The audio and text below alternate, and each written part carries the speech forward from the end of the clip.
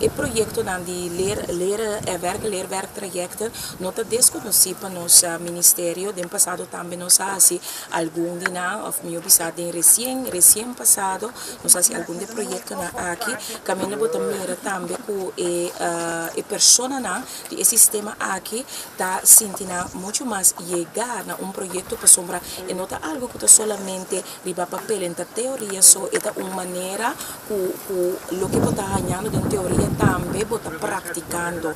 E parte bonita do projeto aqui está que bota trazendo riba monumento, lo que me mesmo quer personalmente tá trazer verbondenheid com o país. E tá traz riba patriotismo, depois de logro, por mira, depois de acaba e trabalho, por mira logro e tá algo que para dentro futuro, por sentir sumamente orgulhoso de bisa a mim também a contribuir na meu país nesse sentido e eta criar respeito também para como pessoa e respeito também em sua totalidade para como país também, pois me está seguro sumamente contente e de nos parte do governo de Curaçao, de parte de SOAW, nós fazemos máximo, nós damos máximo cooperação para o projeto aqui vir êxito.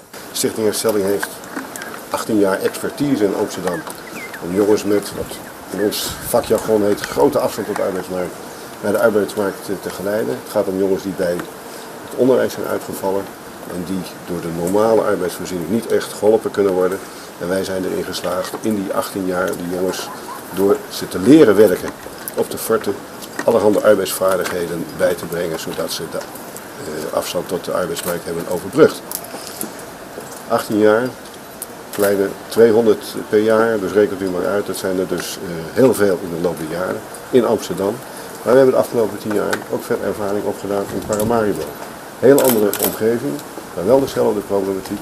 Jongeren met een grote afstand tot de arbeidsmarkt op erfgoed, cultureel erfgoed aan het werk te zetten.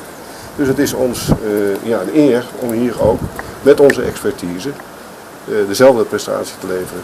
Hopelijk ten goede van die jongens, dat staat voorop.